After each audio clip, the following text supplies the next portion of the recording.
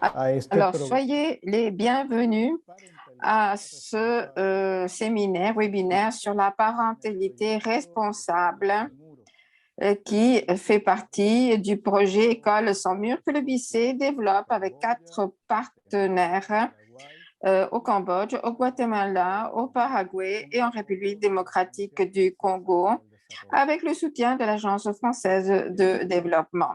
Ce projet est extrêmement intéressant. Ce projet, comme je vous disais, qui s'appelle École sans mur, nous a aidé à encourager à travers le réseau une approche plus globale de l'éducation. Alors, il ne s'agit pas seulement de travailler pour que les enfants et les adolescents aient accès à l'école au milieu de tant de difficultés. Il s'agit également de donner une cohérence au système qui favorise la jouissance des droits de l'enfant à partir de la famille elle-même.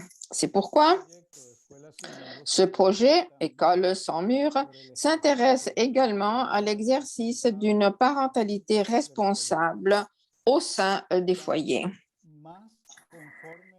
Plus l'éducation, plus les droits tiennent compte de l'éducation des enfants et des droits et des adolescents, plus il y aura de chances que ces enfants et ces adolescents grandissent avec la capacité de construire une société sensible à l'inclusion, à la justice et aux droits pour tous. Nous avons tous été invités à participer à 3 webinaires qui seront animés par le psychologue Abel Saraiba, qui travaille auprès de l'une des associations du réseau BICE, l'association qui s'appelle SECODAP, une association de jeunes qui a beaucoup de choses à partager avec nous, comme vous pourrez le voir, grâce à la collaboration d'Abel. Abel est un psychologue diplômé de l'Université centrale du Venezuela. Il a suivi des études de 3e cycle en bioéthique et en droit de l'enfant. Il a rédigé des publications et des recherches sur les soins psychosociaux dans les contextes d'urgence et la parentalité sans violence. Il est actuellement coordinateur du service de soins psychologiques du SECODAP au Venezuela. Ce webinaire est associé à 3 vidéoclips et à un manuel. Alors, nous pourrons reprendre les questions qui seront posées, les réponses, les réflexions. Et avec tout ce matériel, nous allons approfondir ces thèmes. Au cours de cette session, nous aurons avec Abel une présentation de près de 45 minutes, présentation donc du sujet de la journée. Et puis, nous aurons à peu près une trentaine de minutes pour les questions et les commentaires de votre part. Alors, sans plus, et en remerciant bien entendu votre participation, je souhaite la bienvenue à Abel. Bonjour. Alors, c'est avec plaisir que je suis là aujourd'hui avec vous, avec tous vous qui travaillez pour le réseau BICE et qui faites partie de cette merveilleuse communauté qui s'occupe des droits des enfants et des adolescents. Et comme nous le savons tous, votre travail est vraiment admirable. Alors, le thème de ce premier webinaire correspond justement à la parentalité responsable. Alors, c'est un concept qui va nous accompagner tout au long de cette réflexion sur un ensemble de pratiques, de théories et d'alternatives concernant justement la parentalité et cela par rapport à la violence notamment. Alors, je vais maintenant faire un partage d'écran avec un PowerPoint et avec Diego et Camille, avec toute l'équipe. Nous allons ensuite en parler ensemble. Bien sûr, ces diapositives sont en espagnol, mais je suis sûre qu'avec la traduction, nous allons tous bien nous comprendre. Alors, le premier point sur lequel j'aimerais réfléchir, sur lequel il faut réfléchir lorsqu'on parle de parentalité responsable, est lié au modèle d'éducation qui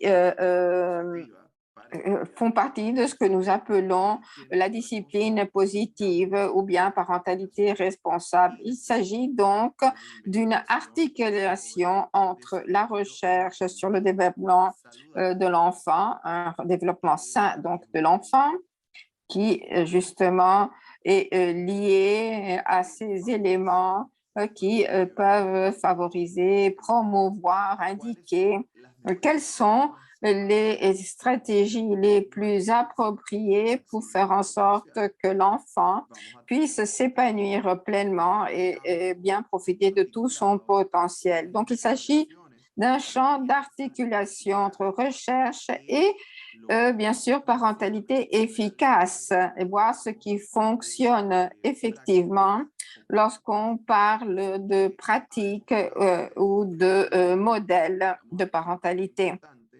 Et là, nous allons voir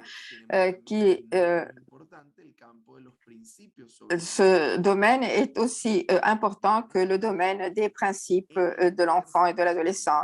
Et donc, il y a une intersection entre ces trois domaines du savoir. Et là, va nous permettre de définir cette discipline positive, c'est-à-dire le terrain que l'on pourrait définir le terrain de la parentalité responsable, c'est-à-dire pour pouvoir réfléchir sur cette question, nous devons connaître comment se déroule le développement de l'enfant, nous devons connaître des pratiques efficaces également d'éducation et quels sont les principes fondamentaux des droits de l'enfant. Il est important en outre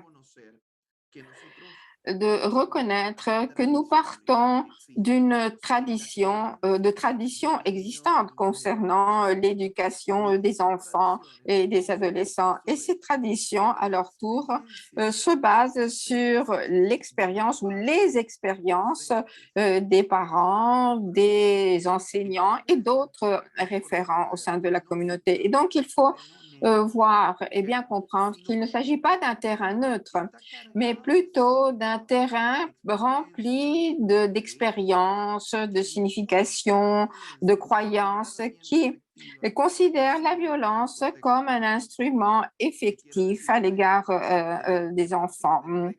Et donc, nous devons commencer par reconnaître que dans la plupart de nos pays et pour la plupart des familles avec lesquelles nous dialoguons, la violence fait partie de l'éducation. Et donc, cela fait partie de la tradition des pratiques éducationnelles, des recours, des indications même au niveau social. Mais aucun contexte culturel ne peut justifier la violence à l'encontre des enfants. Et pourtant, nous voyons que cela est vrai. Alors, cela ne veut pas dire pour nous que nous ne pouvons pas nier le fait qu'il y a des personnes qui, en toute bonne foi, sont convaincues que la violence est un instrument d'éducation pour les enfants. Et donc, nous allons non seulement essayer de transformer ces visions, ces approches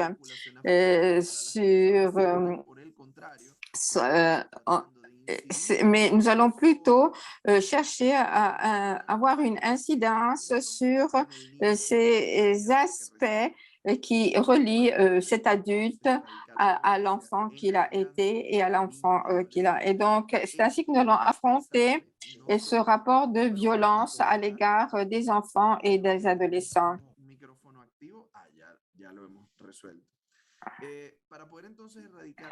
Et donc, pour pouvoir éradiquer la violence contre les enfants et les adolescents, il est essentiel non seulement de revoir le concept de violence à l'égard des anciens, non seulement comme pratique courante, mais nous devons également développer des stratégies basées et fondées sur des preuves qui nous permettent justement de prouver aux parents le bien fondé de des pratiques que nous préconisons. Donc, il faut bien sûr toujours avoir des preuves de cette parentalité positive et on ne peut pas utiliser uniquement des anecdotes. Il faut qu'on puisse donner des preuves efficaces. Par exemple, il a été démontré, et là, je crois que ce geste peut vous sembler familier. Par exemple, lorsqu'un enfant qui a 3 ans, par exemple, qui tend la main pour toucher quelque chose ou prendre quelque chose qui est sur la table, et les adultes, très souvent, font ce geste. Ils lui tapent légèrement sur la main pour lui faire comprendre qu'il ne faut pas toucher. Au Venezuela, on dit c'est caca, il ne faut pas toucher. Et donc, en général, on pense que, en fait, ce n'est pas de la maltraitance, ce n'est pas une forme de violence. Bien sûr, ce n'est pas une forme de violence extrême. Et certains iront même jusqu'à des gestes violents lorsqu'ils étaient petits, eh bien, ont du mal à développer des rapports avec les parents, des rapports affectifs et perdent en quelque sorte leur confiance, alors que ce sont des gestes que nous ne considérons pas jusque-là comme des gestes problématiques, alors que maintenant on dit qu'il s'agirait là d'un geste qui pourrait avoir des conséquences sur le développement et l'épanouissement de l'enfant. Et donc, il faut voir quelles sont, par contre, les pratiques qui sont des preuves effectives dans l'éducation sans qu'elles soient violentes. Et donc, il y a des alternatives, bien sûr, pour ce qui est des méthodologies, etc. Alors, d'un autre côté, il est très important de pouvoir faire la différence entre parentalité responsable et parentalité non responsable. Alors, lorsqu'on parle de parentalité responsable, eh bien, ce n'est pas laisser que les enfants fassent ce qu'ils veulent. Cela n'implique pas l'absence de règles ou de limites. Cela ne signifie pas ne pas établir des normes et laisser que les enfants vivent dans un monde anarchique. Et donc, cela n'implique pas ne pas avoir de règles. On peut très bien définir des modèles de comportement. Cela ne signifie pas réagir rapidement face aux situations. Nous allons voir que la parentalité responsable nous invite à un processus plus réflexif plutôt que réactif. Mais il ne s'agit pas non plus d'adopter d'autres punitions corporelles ou autres que les coups et les cris. Et donc d'autres punitions, parce que là, nous devons remettre en doute l'efficacité des punitions. Et là, nous avons beaucoup de littérature, notamment dans le domaine de la psychologie, qui justement nous indique cette voie. Il faut donc, dans tous les cas, donc, il ne s'agit pas non plus de remplacer une punition par une autre.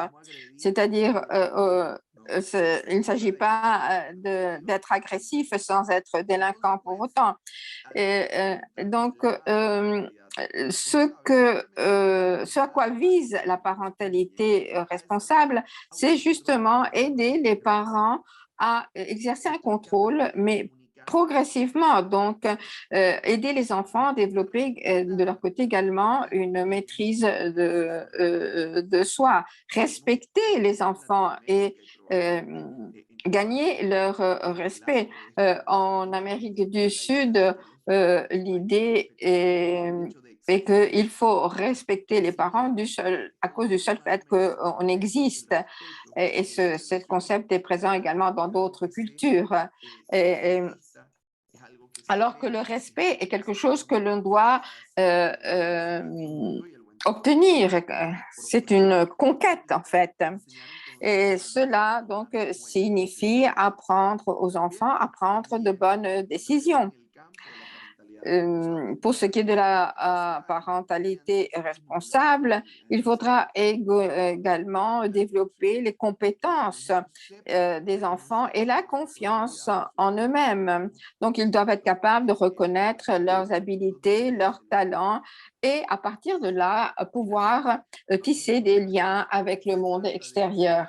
Et donc, il s'agit également d'enseigner, d'apprendre aux enfants à respecter les sentiments d'autrui. Alors, pour arriver à cela, nous devons surmonter un défi. Là, vous voyez une maison et vous pourriez dire, et alors, quel est le rapport entre cette maison et l'éducation et la parentalité responsable? Eh bien, pour pouvoir construire une maison, nous avons besoin d'un plan.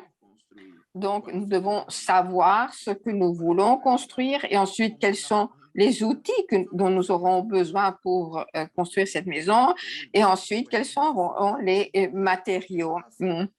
Et donc, il faut être très précis. Et donc, mais il faut également avoir un comportement d'ouverture face aux obstacles et aux défis et aux frustrations. Et donc, là, on parle d'une approche à l'égard des obstacles, des défis et des frustrations. Alors, le modèle que nous allons adopter est le modèle justement qui prévoit un plan, c'est-à-dire ce que nous souhaitons obtenir avec nos enfants. Et donc, il s'agit d'identifier des objectifs à long terme. Voilà le plan. Donc, cela implique une vision de notre objectif final. Et puis, quels sont les outils? Alors, les outils dans ce modèle, nous allons parler de structure et de bientraitance. Et puis, nous aurons besoin également de matériaux. Et donc, de quoi s'agit-il? Alors là, il s'agit de comprendre ce que les enfants ressentent et pensent, c'est-à-dire comprendre leur développement, leur épanouissement, et donc être capable de chercher des réponses positives pour affronter les problèmes et les défis qui se présentent le long du chemin. Alors, il ne s'agit pas uniquement de résoudre des problèmes, bien sûr. Alors, lorsque nous voyons ce modèle, en partant du bas vers le haut, nous arrivons donc dans la vie et en fait, la pratique, elle va dans l'autre sens. Nous allons commencer par un problème et pour le résoudre, nous devrons comprendre comment les enfants pensent et ce qu'ils ressentent, voir ensuite quelle est la structure et la bienveillance nécessaires et donc nous allons suivre ce schéma, mais de haut en bas. Alors, commençons par les objectifs. Alors, à court terme, nous devons voir ce que nous souhaitons que notre enfant fasse à un certain moment, c'est-à-dire la dynamique de nos rapports avec les enfants est une dynamique qui tient compte essentiellement des objectifs à court terme, c'est-à-dire réponse à la question « Que veux-tu que ton fils ou ta fille fasse maintenant ?» Et là, nous allons faire un exemple qui est très utile. Alors, imaginez un jour à la maison, alors votre fils, votre fille doit faire des devoirs et il doit finir ce devoir aujourd'hui même et vous n'avez pas beaucoup de temps. Alors là, à travers le chat, vous pouvez répondre à ces questions. Alors, vous êtes là, chez vous, avec votre enfant. Votre fils ou votre fille doit finir son devoir pour l'école. Et alors, qu'est-ce que vous... mais il n'y a plus beaucoup de temps. Alors, qu'allez-vous lui demander de faire immédiatement?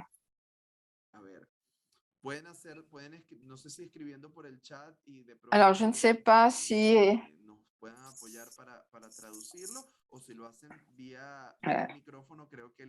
est-ce que vous pouvez intervenir à travers le chat ou bien Nelson? Oui.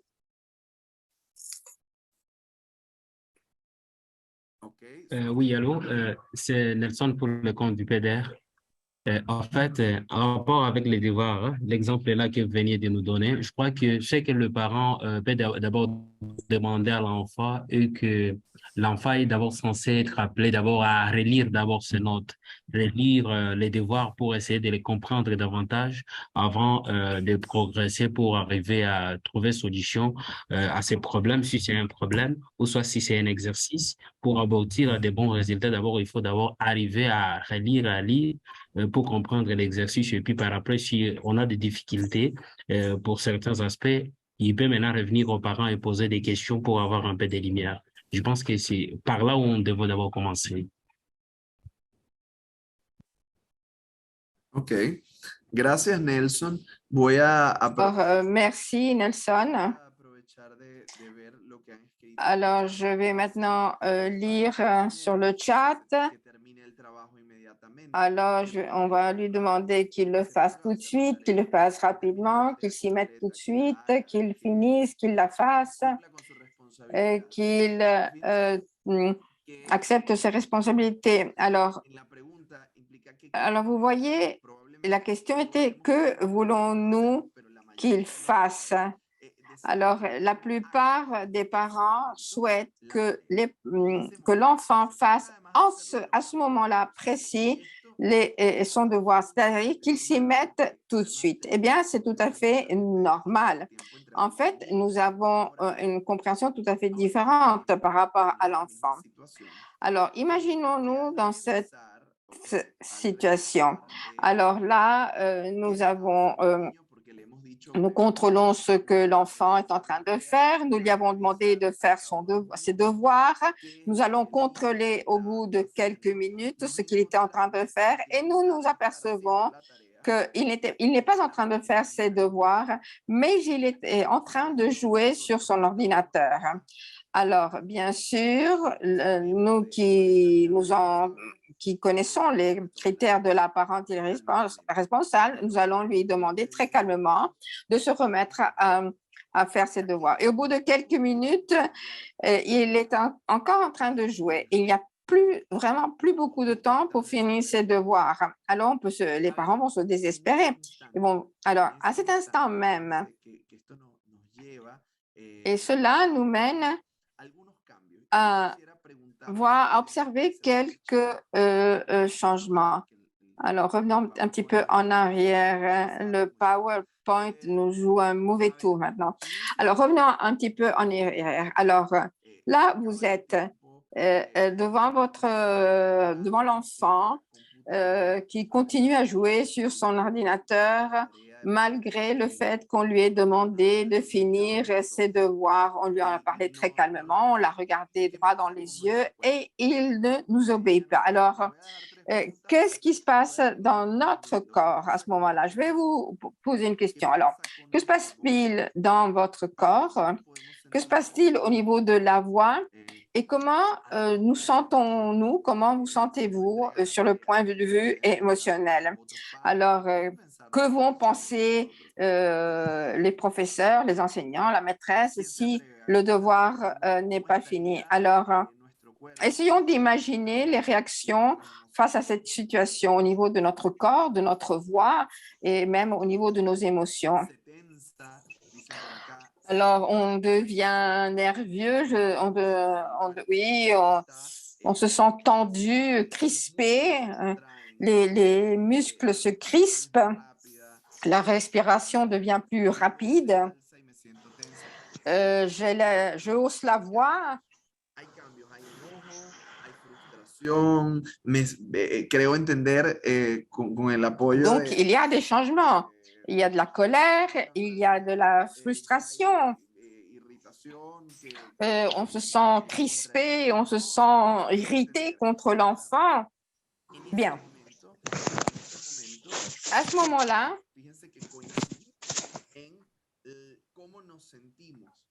nous sommes à peu près tous d'accord dans nos sentiments, dans notre réaction, car en fait, nous voyons que notre corps, notre voix répond à un stress. Donc, c'est la réponse au stress. Et donc, tous les êtres humains ont un mécanisme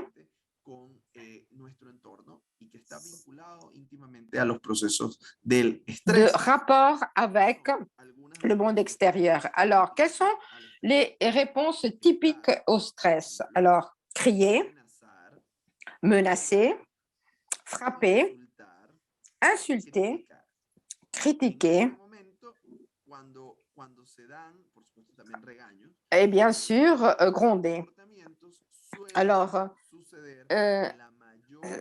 ce sont là des comportements usuels, très courants, qui précèdent des moments de violence également à l'égard de l'enfant. Alors là, j'ai un autre... il y a plusieurs réponses en français. Je ne suis pas toujours sûre de bien comprendre. Alors, Anna nous dit, mon expérience me dit qu'en fait, notre stress est ensuite transmis à nos enfants et la tâche devient encore plus complexe. Et c'est vrai, la manière dont nos parents ont géré ou gèrent le stress a un impact dramatique dans la manière où nous allons nous-mêmes apprendre à gérer le stress. Donc, des parents qui ont du mal à régler, à contrôler leur stress, transmettent à leurs enfants des mécanismes peu efficaces. Et donc, c'est une chaîne, un enchaînement qui se produit, qui aura bien sûr un impact négatif au niveau de la vie des enfants et des adolescents. Alors là, nous avons une espèce de triangle. Nous avons le comportement de l'enfant va déclencher donc des réponses au stress de la part des parents. Donc, un rapport du parent avec l'extérieur et en même temps provoque une réponse en nous en tant que parents ou en tant que personne qui s'occupent de l'enfant. Et donc là, vous voyez, il y a comme une espèce de cercle vicieux qui se constitue. Et donc, il faut voir quelles sont les ressources dont nous pouvons disposer pour mieux gérer le stress et de cette façon gérer des réponses d'aide et des réponses qui aideront l'enfant à mieux gérer à son tour le stress. Mais si le stress n'est pas bien canalisé, nos réponses ne seront pas correctes et bien sûr, nous n'atteindrons jamais l'objectif visé. Alors, ceci dit, lorsque nous observons cette dynamique, nous voyons que crier, frapper ou menacer, par exemple, pour répondre à ces situations, eh bien, ce comportement nous pousse donc à résoudre les problèmes à travers l'agression. Et là, nous aurons des enfants qui frapperont leurs camarades à l'école, qui seront, et de là, la crainte, l'anxiété qui naissent justement à partir de cette interaction. Et puis, nous observons également une réduction de l'estime de soi, une rupture au niveau de la confiance, parce que on voit là, par exemple, dans cette agression, ce lien avec la personne qui devrait t'aimer le plus devient violent, et là, donc, il y a une rupture. Et donc, que se passe-t-il au niveau du cerveau? Eh bien, là, nous avons deux blocs. Nous avons la partie du cerveau de la pensée. Donc, la partie qui est là, c'est la partie que je vous indique ici, donc le cortex cérébral. Et c'est la partie qui nous aide à penser, et notamment sur la partie frontale et préfrontale. Et ici, tout ici, en suivant cette ligne. Donc, et c'est là, nous observons une distinction par rapport au cerveau d'autres êtres vivants. Lorsque nous nous contrôlons, c'est cette partie du cerveau qui nous aide à décider comment réagir. Mais nous avons également un cerveau émotionnel. Et là, ce système du cerveau émotionnel nous permet de répondre au stress, aux menaces. Et donc, cette partie du cerveau prépare notre organisme donc, à affronter de différentes manières certains défis. Alors, ce mécanisme cérébral est présent non seulement dans les êtres humains, mais également dans la famille des singes, dans les reptiles, dans certains oiseaux, etc. Et donc, si nous l'observons du point de vue évolutif, son origine est très ancienne et une partie qui est commune aux créatures puisqu'il s'agit d'un système en fait de défense. Alors, c'est comme si nous avons, lorsque c'est bien réglé, bien contrôlé, et disons que mon poignet, mon poing fermé ici est le cerveau. Eh bien, là, lorsque le stress apparaît, et voilà ce qui se passe. Donc, il y a une espèce de libération en quelque sorte, et nos réponses seront des réponses très impulsives. Et donc, voilà une partie du défi que nous sommes appelés à affronter. Donc, il s'agit avant tout de contrôler, de canaliser le stress.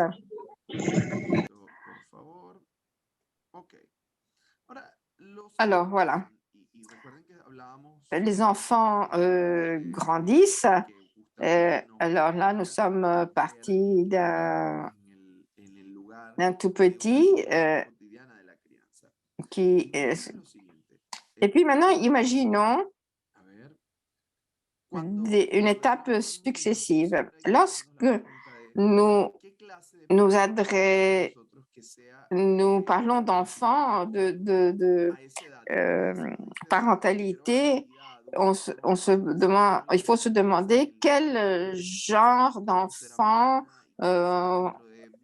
allons-nous élever, c'est-à-dire quel type de personnes souhaitons-nous alors, quelles sont également les relations que nous souhaitons avoir avec les enfants à un certain âge? Donc, voilà, c'est ce que nous appelons les objectifs à long terme. Alors, par rapport à ce que nous avons dit tout à l'heure, les objectifs à court terme, c'est ce que nous voulons que l'enfant fasse aujourd'hui. Et cela va me pousser à adopter des méthodes, des stratégies, des ressources qui ne sont pas appropriées. Les objectifs à long terme nous orientent et vont nous permettre de voir si ce que nous sommes en train de faire est correct. Alors, je vais maintenant vous faire un exemple. Quelqu'un, un voisin, frappe à notre porte et demande si l'un des parents est là. Et les parents disent à l'enfant, dis-lui que nous ne sommes pas là parce que vous savez que votre voisin vient vous embêter. Alors, lorsque nous assistons à cette situation, nous voyons que nos parents souhaitent éviter le contact avec le voisin. Mais si son objectif à long terme est que l'enfant soit une personne honnête, lorsque le parent ment, eh bien, son message est contradictoire. Et donc, cela va l'éloigner de son objectif, en faire une personne honnête.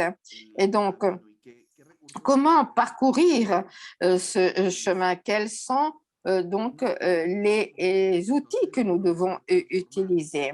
Alors, nous devons transformer les défis à court terme en opportunités à long terme, donc en objectif à long terme. Et comment faire? Alors là, nous avons besoin de deux instruments, deux outils extrêmement importants, la structure et la bienveillance. Et là, je crois que dans quelques minutes, nous allons faire une pause pour nos interprètes. Et donc, là, avant de faire cette pause, nous allons d'abord voir de quoi il s'agit lorsqu'on parle de bienveillance, et ensuite structure. Alors, voilà, c'est bienveillance. Nous pouvons l'associer à un mot-clé, sécurité. L'enfant doit se sentir sûr, en sécurité. Et c'est à travers cette bienveillance que nous allons atteindre cet objectif. Et donc, nous devons d'abord être sûrs, faire en sorte que notre enfant se sente en sécurité, qu'il se sente aimé, peu importe ce qu'il fasse. Il y a des moments où les enfants n'ont pas le comportement espéré. Les parents disent, ah ben maintenant je t'aime plus. Si tu fais comme ça, je ne vais plus t'aimer. Et alors c'est très très très très mauvais de dire cela. Et puis le troisième élément, donner des preuves de cet amour à travers des actions. Il ne suffit pas de dire je t'aime, mais il faut également le démontrer à travers des actions. Une fois, un père ému, à la fin de la formation, achète des fleurs en rentrant à la maison et lorsqu'il arrive à la maison, au lieu d'ouvrir avec sa clé, il frappe à la porte pour qu'elle ouvre la porte et lorsque sa femme lui ouvre la porte, elle lui demande, et voit son bouquet de fleurs, lui dit, qu'est-ce que tu as fait? C'est comme si ces fleurs étaient pour s'excuser d'une faute et non pas pour montrer de l'amour, de l'affection. Donc voilà pourquoi il est important de manifester l'affection, mais il est important également de voir que l'enfant reçoive cette affection avec plaisir. Lorsque nous ne manifestons pas cet amour de façon concrète, et si par hasard une fois on le fait, eh bien cela va susciter beaucoup d'inquiétude, d'incompréhension. Et puis, il faut également réfléchir sur ce que pense l'enfant, l'enfant à un âge précis, à cet âge-là. Donc, nous ne devons pas tenir compte d'un futur, d'un avenir incertain, mais tout dépend si nous nous adressons à un enfant de 6 ans, un enfant de 10 ans ou un adolescent. Et donc, que pense et comment pense un enfant à cet âge-ci et voir comment nous pensions à nous-mêmes à cet âge-là. Et puis, réfléchir également sur ce dont peut avoir besoin un enfant. Un enfant doit se découvrir. Un adolescent, par contre, a besoin de plus de liberté et de confiance. Et donc, réfléchir sur les besoins des enfants et également réfléchir sur les sentiments de l'enfant. Chez un adolescent, le corps change, sa façon de penser change et cela peut provoquer de la confusion, de la peur, des craintes. Et donc, cela fait en sorte que nous approchions ces questions d'une différente façon. Et là, nous allons faire une pause pour nos interprètes et à partir de là, nous allons revenir sur la structure. Donc, combien de temps?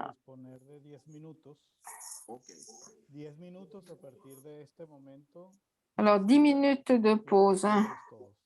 Maravilloso. Entonces, en 10 minutos retomamos. Alors, nous nous retrouvons ici dans 10 minutes. Alors, levez-vous.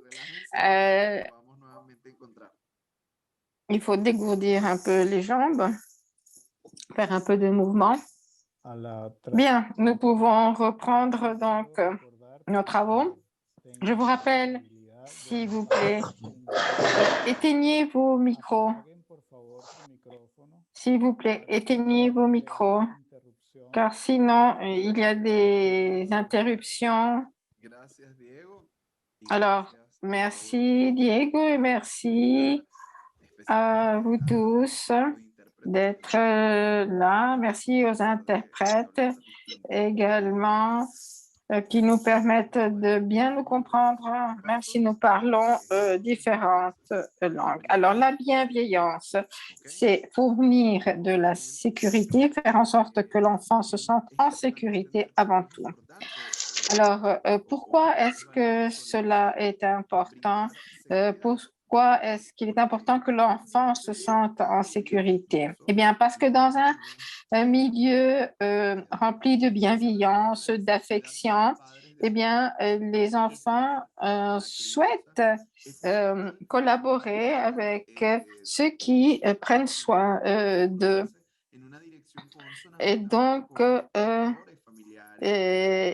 cela est lié, bien sûr, aux valeurs au sein de la famille. Donc, bienveillance, affection, et cela encourage la collaboration à court terme, mais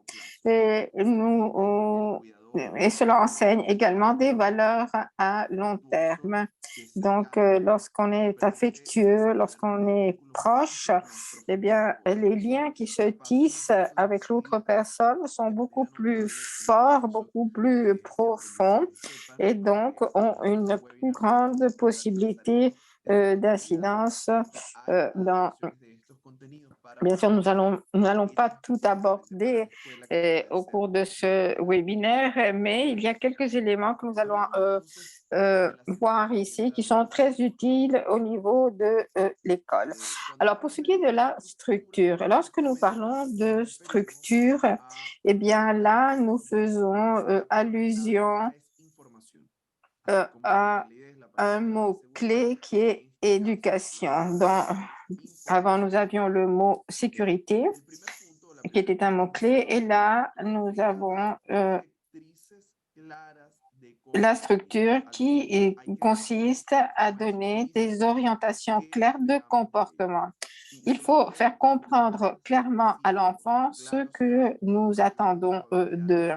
Et plus nous serons clairs et plus les probabilités de succès seront élevées. Si nous demandons, par exemple, à un enfant de 7 ans de mettre sa chambre en ordre, et nous nous éloignons. Lorsque nous revenons, quelques minutes après, nous allons voir que l'enfant a rangé un seul jouet dans la boîte, ou bien qu'il a enlevé la poubelle, mais n'a pas refait son lit, ou bien d'autres choses encore. Hein. Parce que l'instruction, enfin, l'indication, ranger ta chambre était beaucoup trop vague. Il faut être plus spécifique. Il faudrait dire, par exemple, tu dois ranger ta chambre. Et ranger ta chambre signifie ranger tes jouets, vider ta poubelle et faire ton lit. Bien sûr, ce que nous demandons à l'enfant doit correspondre à son niveau de développement. Par exemple, si nous avons un enfant de 3-4 ans, on ne peut pas lui demander de refaire son lit, de replier les draps. Et ce n'est pas parce que l'enfant ne voudra pas le faire, mais parce que la longueur de ses bras ne lui permet pas de prendre le drap et de refaire son lit. Donc, il faut faire très attention à ce que nous demandons à l'enfant. Par exemple, si nous avons un petit bébé de 3 mois, on ne peut pas communiquer avec de façon verbale. Et donc, si nous attendons une réponse verbale, nous prétendons avoir une réponse qui va bien au-delà de cette capacité. Et cela est vrai dans n'importe quelle langue que nous utilisions. Et donc, plus tard, cet enfant va développer la capacité de communiquer verbalement et nous avons donc la possibilité de cette communication. Nous devons également expliquer quelles sont les raisons qui justifient justement ces directives. Si nous voulons changer le modèle de rapport, nous devons comprendre que nous, en tant qu'adultes, nous n'accepterions pas que quelqu'un nous donne un ordre de faire quelque chose sans en comprendre les raisons. Par exemple, dans nos ateliers, je prends quelqu'un du groupe et je lui dis, viens, comme si nous allions quitter la salle. Et la plupart des personnes me demandent, mais où? Qu'allons-nous faire? Où allons-nous? Pendant combien de temps? Eh bien, pourquoi? Eh bien, parce que je lui demande de faire quelque chose qui lui demande de sortir de sa zone de confort. Et donc, il est raisonnable pour nous de donner des explications à un adulte. Mais alors que nous nous adressons à un enfant, très souvent, nous ne donnons pas d'explication du pourquoi et du comment. Nous lui demandons d'être sage, mais nous ne lui expliquons pas ce que signifie être sage. Qu'est-ce que cela comporte, en fait? Par exemple, dans un avion, l'enfant ne peut pas courir le long du couloir parce qu'il y a des turbulences, par exemple, et il pourrait tomber, se faire mal. Donc, il faut lui expliquer dans ce cas-là pourquoi il ne peut pas courir. Et puis, troisièmement, il s'agit d'aider l'enfant à apprendre. Et cela donc signifie connaître ce que l'enfant sait faire et peut faire aujourd'hui et quand il a besoin d'aide. Il se peut que l'enfant, par exemple, ne sache pas courir parce qu'il marche encore à 4 pattes. Et donc, avant de lui demander de courir, il faudra lui apprendre à marcher. Et donc, voilà ce que signifie construire cet échafaudage. Et l'adulte doit faciliter ces processus, les différents processus à travers lesquels l'enfant devra passer. Si l'enfant, par exemple, a des difficultés avec les maths, eh bien, il faudra voir ce qu'il sait faire. Il se peut qu'il sache très bien additionner et soustraire, mais qu'il ait besoin d'aide pour les multiplications et les divisions. Donc, il faut bien comprendre ça aussi.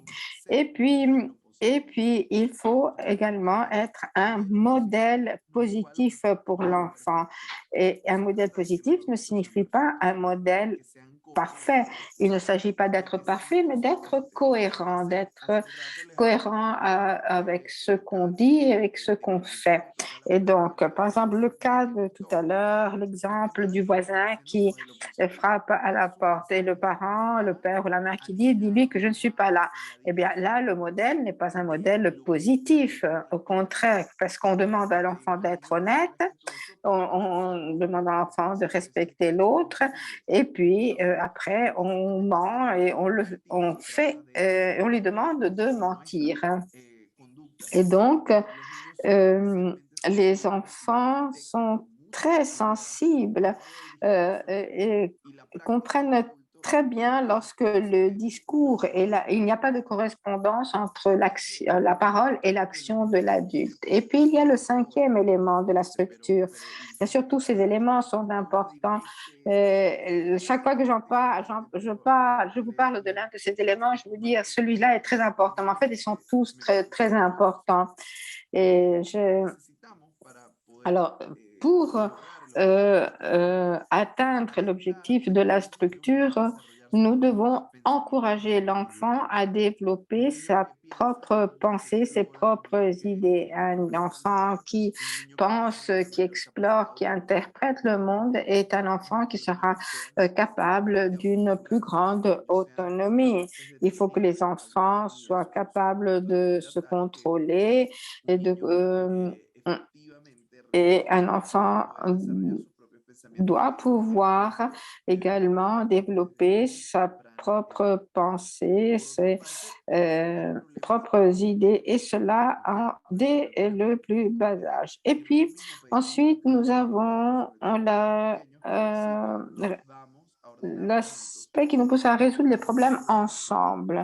C'est-à-dire, lorsque nous demandons à l'enfant de ranger sa chambre, eh bien, nous devons lui fournir également des modèles pour atteindre cet objectif. Donc, bienveillance, égale sécurité. Alors, là, il s'agit de comprendre ce que pensent les enfants, comment ils pensent et ce qu'ils ressentent. Et cela varie tout au long du développement, de l'épanouissement de l'enfant. Et donc, nous aurons dans les prochaines sessions un bloc consacré à l'enfance et un deuxième bloc consacré à l'adolescence. Et donc, nous allons parler de la bienveillance et de la structure par rapport à ces deux tranches d'âge. Et nous arrivons enfin à la résolution de problèmes. Et cela, bien sûr, implique tout d'abord de bien comprendre quel est le problème. Parfois, nous reconnaissons qu'il y a un problème à travers la façon dont nous nous sentons, mais nous avons du mal à mettre des mots sur ce qui nous dérange, sur ce qui crée en nous un certain malaise. Donc, il suffit avant tout d'identifier le problème pour bien identifier la situation. Et bien entendu, il faudrait que nous puissions nous demander quelles sont les raisons qui peuvent pousser un enfant à se comporter de la façon que nous sommes en train d'observer. Et dans ce sens, nous devons revoir également quels sont nos objectifs à long terme et comment fournir cette bienveillance et cette structure dans cette situation spécifique que nous avons devant nous. À mon avis, il faut également, et c'est un élément clé,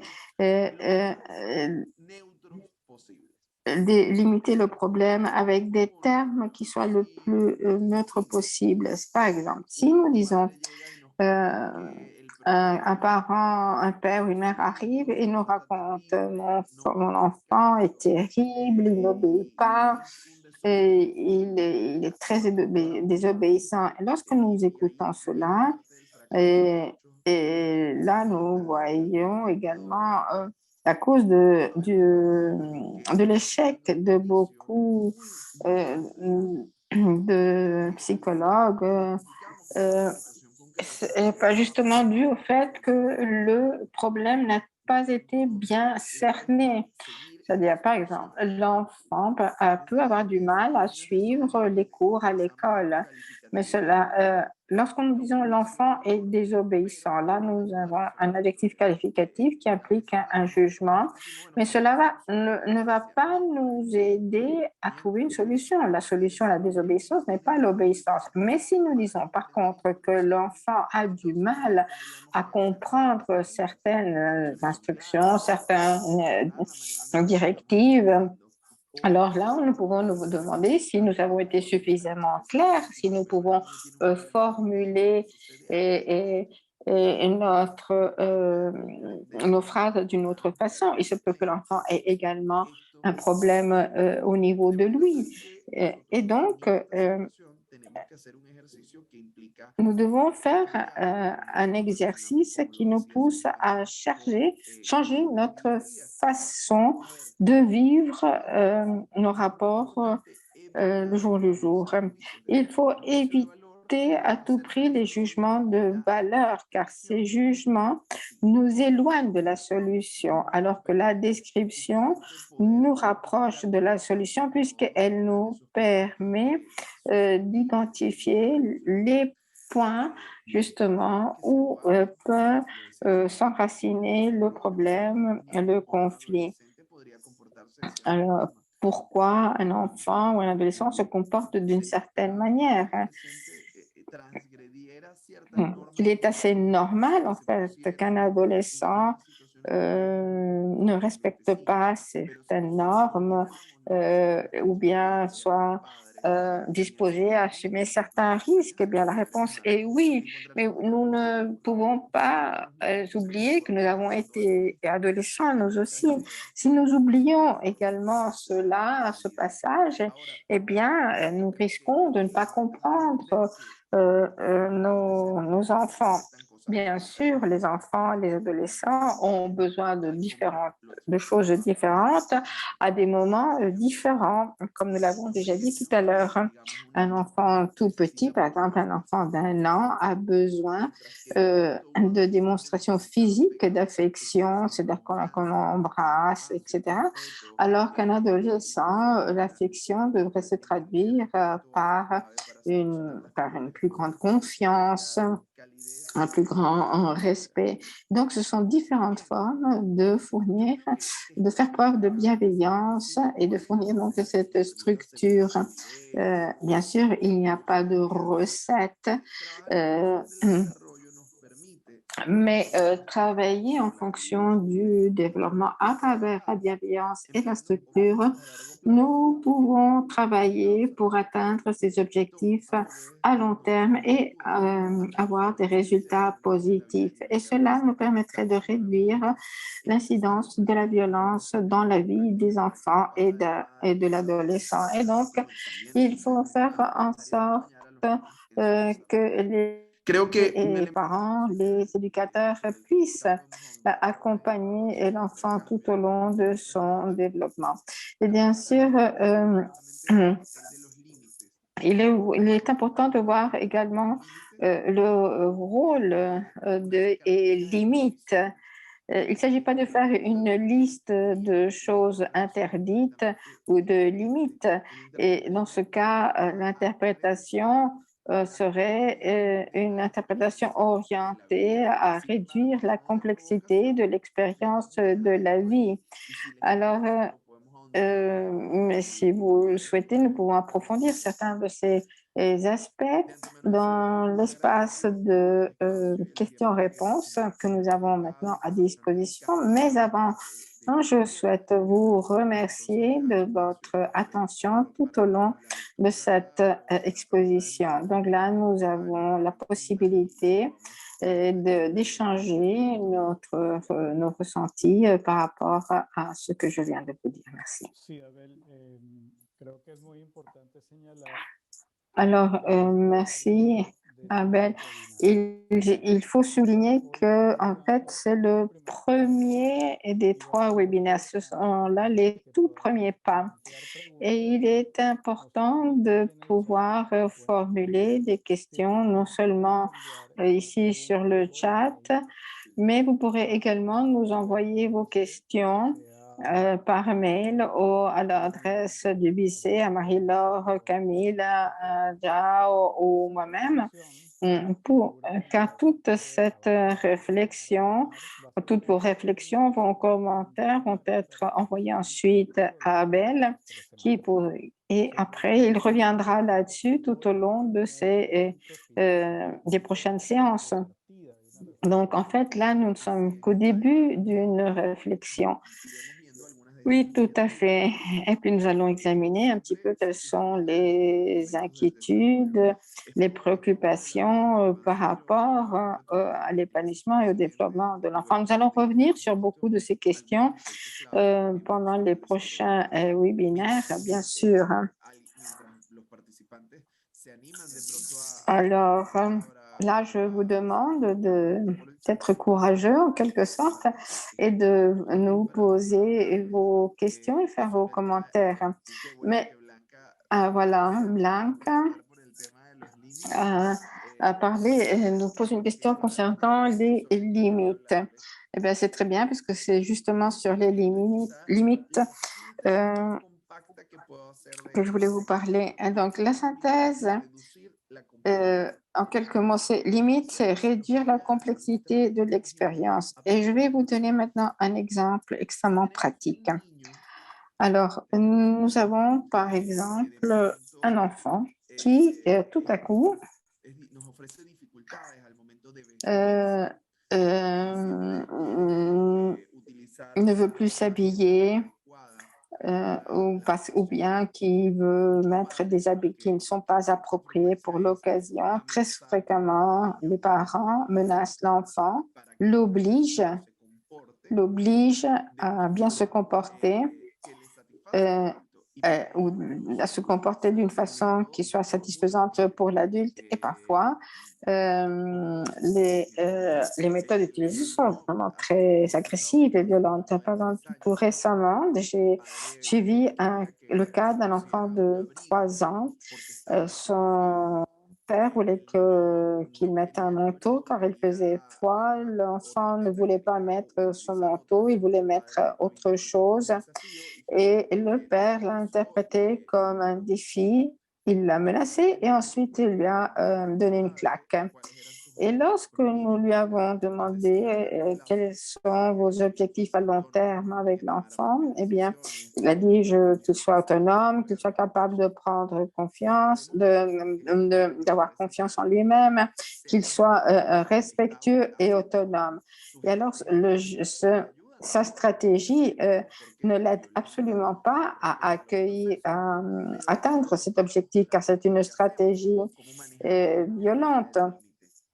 Et alors, que faire? Et voilà, on a introduit le concept de limite. L'enfant peut contrôler, peut décider ce qu'il veut offrir comme alternative à l'enfant. Ce n'est pas la même chose de dire tu ne peux pas mettre l'imperméable jaune ou tu ne peux pas mettre ce pull plutôt que ce pantalon.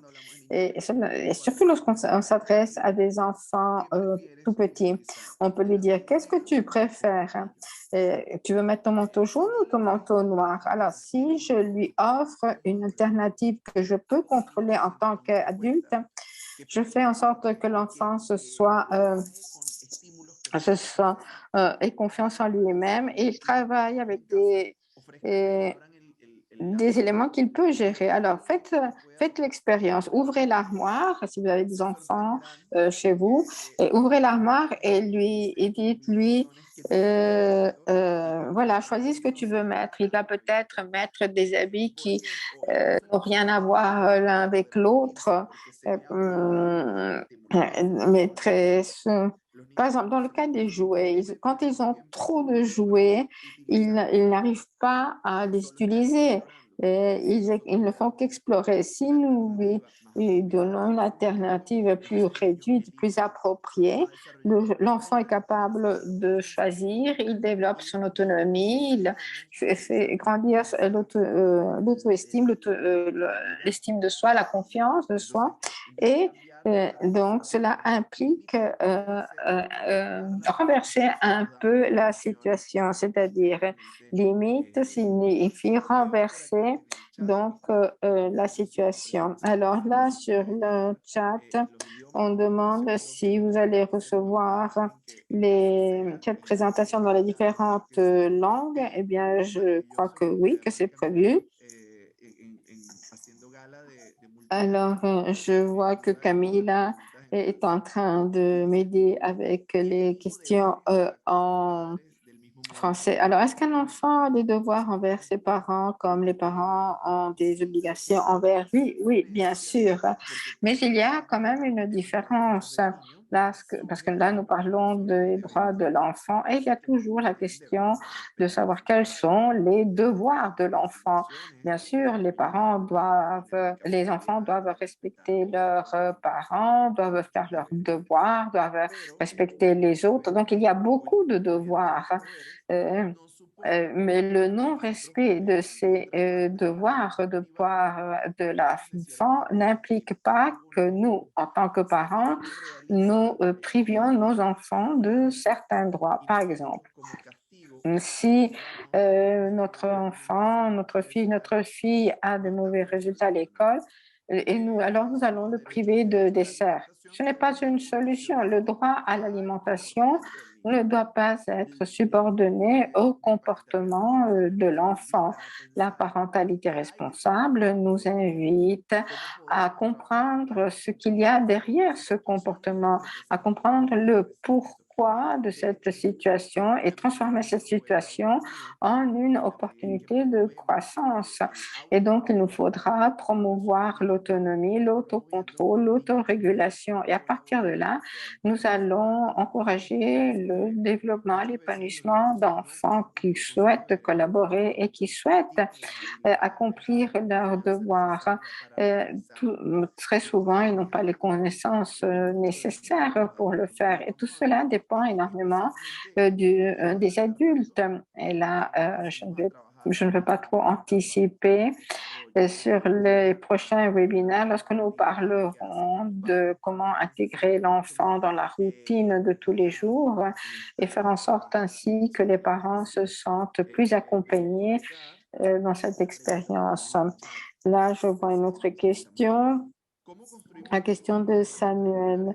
Comment construisons-nous les limites dans les règlements scolaires de façon participative entre étudiants, pères et enseignants?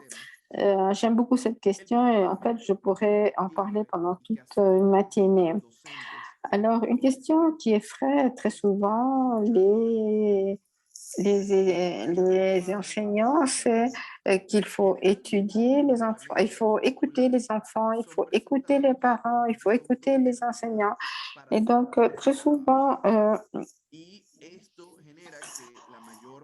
la plupart des fois, ces règlements établis sont remis en question, sont refusés, car ce sont des règlements qui proviennent d'une autorité qui impose mais lorsqu'ils sont le résultat d'un débat, d'un espace d'écoute et donc qui permet justement d'adapter ces normes aux besoins, eh bien, cela permet que ceux qui se voient affectés ou ceux qui sont appelés à accomplir le fassent de bonne volonté, de bon gré. Et cela implique une volonté politique et une volonté institutionnelle de la part de l'école, c'est-à-dire prévoir des espaces participatifs. Et cela implique un changement dans la routine scolaire. Cela signifie que les parents et les enfants consacrent du temps à cela et ce n'est pas une perte de temps, absolument pas. Alors, par exemple, même si cela si la discussion autour d'un règlement implique qu'on n'est pas court pendant une matinée, eh bien, ce n'est pas une perte de temps. Au contraire, hein. Mais je répète, cela demande une certaine volonté politique et également être disposé à changer. Très souvent, les directeurs craignent craignent de perdre donc leur autorité et que l'école devienne un lieu d'anarchie. Au contraire, ce dialogue entre parents, étudiants et enseignants permet de créer une symbiose. Avec les parents, il est extrêmement important que la communication devienne une habitude, une communication d'écoute également. Les parents ne doivent pas être convoqués uniquement lorsqu'il y a un problème avec leur enfant.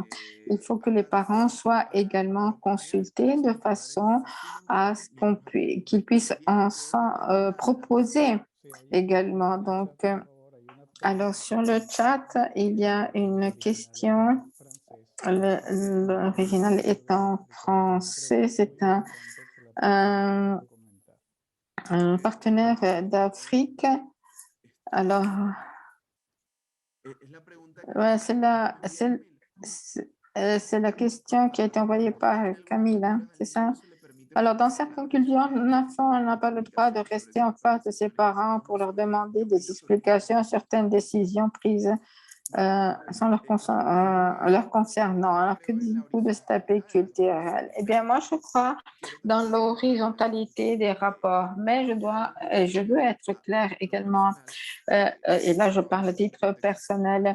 Nous travaillons dans des contextes culturels où ce sont là les réalités, mais nous ne pouvons pas prétendre que ce soit l'enfant qui affronte ses parents pour changer la dynamique des processus. Voilà pourquoi il est extrêmement important que nos équipes, nos facilitateurs, tout le personnel impliqué dans l'éducation doit être capable de générer des changements au niveau des adultes, dans le monde des adultes. Je sais que nous n'avons plus beaucoup de temps à disposition, mais j'aimerais quand même vous dire que la clé que nous avons trouvée pour aider ces parents qui ont un style d'éducation plutôt sévère, plutôt agressif, eh bien, il est important de pouvoir les reconnecter avec leur propre histoire et leur faire comprendre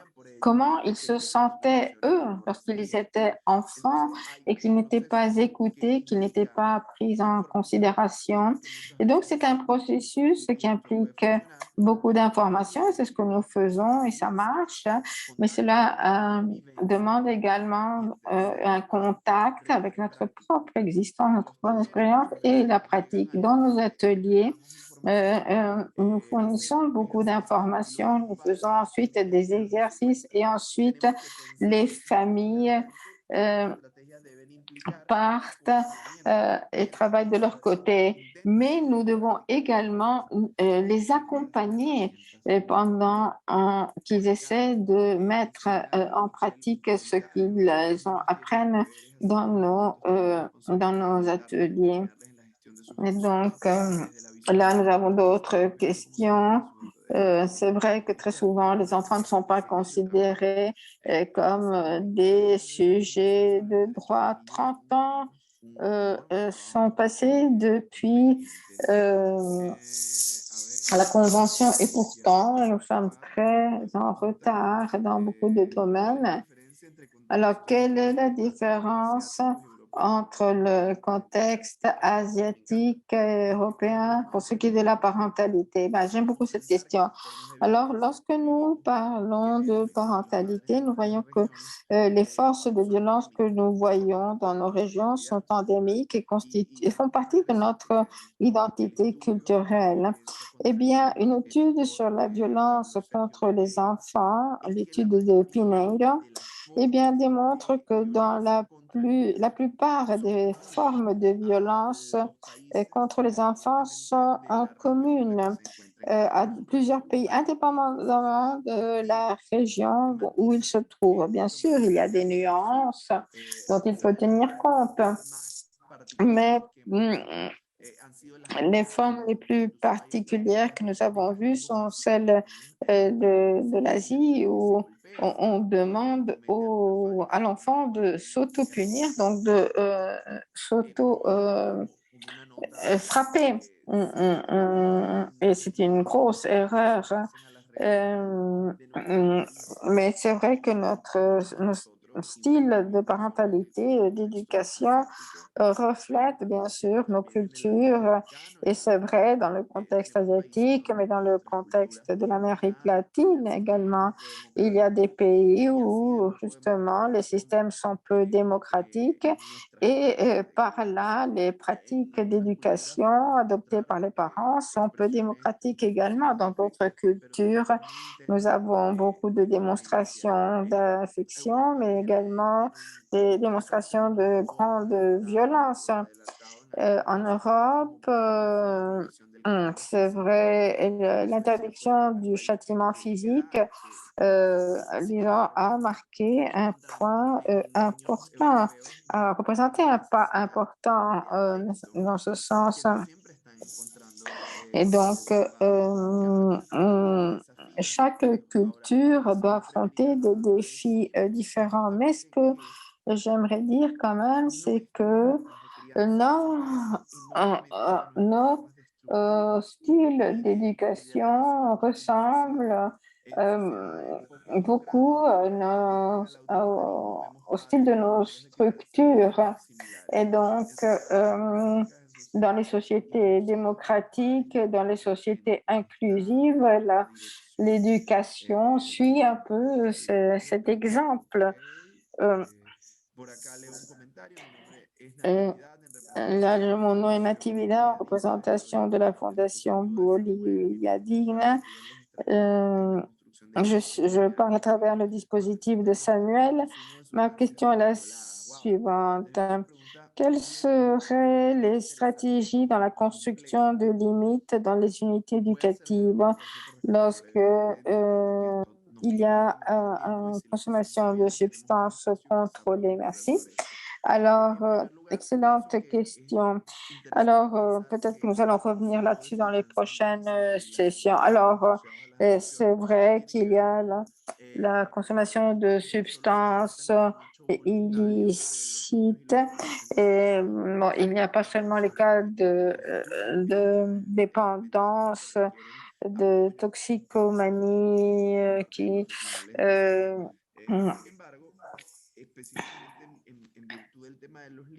pose problème. Alors, pour ce qui est des limites, eh bien, là, je crois que il vaudrait bien souligner un aspect. Quelles sont les alternatives dont disposent les enfants et les adolescents face à la consommation de substances illicites? Alors, parfois, il y a des adultes derrière l'accès à ces substances dans les écoles et en dehors de les écoles. Et là, il faut faire des enquêtes, bien sûr.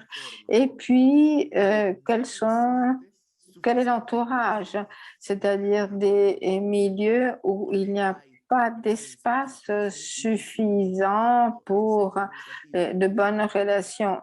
C'est vrai qu'il y a des substances illicites dans les centres, aussi bien dans les contextes riches que dans les contextes plus pauvres. Et donc, dans ces deux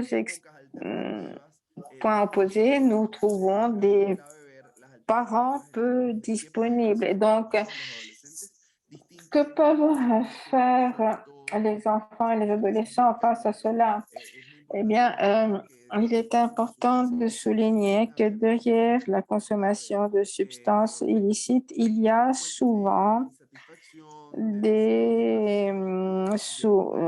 une insatisfaction, un désir d'évasion, d'éloignement de la réalité. Alors, quelles pourraient être les alternatives au-delà de la prévention et des restrictions légales dans chacun de nos pays où les systèmes normatifs sont très différents? Alors, je crois que nous avons atteint notre limite de temps. Oui, alors merci. Merci de ce parcours initial pour cette réflexion. Nous ne sommes pas arrivés à la fin. Nous avons ouvert cette réflexion, cette discussion. Donc, merci pour toutes vos questions, pour tous vos commentaires. Nous allons recueillir tout cela. Et puis, tout ce matériel va enrichir le matériel qui sera publié à la fin. Nous allons vous envoyer ces présentations dans les 3 langues. Mais surtout, et c'est la chose la plus importante, c'est que nous allons rédiger un manuel qui recueillera toutes ces expériences. Et donc, je vous invite donc mardi prochain à la même heure avec le même lien Zoom, s'il n'y a pas de problème. Et là, nous aurons l'occasion d'approfondir ces questions au cours d'1 heure et demie que nous aurons à disposition. Donc, merci Abel, merci à vous tous, merci à tous pour votre participation. À bientôt, à la semaine prochaine. Gracias. Excelente, muchas gracias. Excelente. Feliz día. Gracias. Muchas gracias. Saludos desde Guatemala. Gracias, muchas. Muchas gracias. Merci beaucoup. Thank you. Merci, Thank you, merci. everybody. Merci. Merci à tous. Pour la présentation. Ciao. Merci.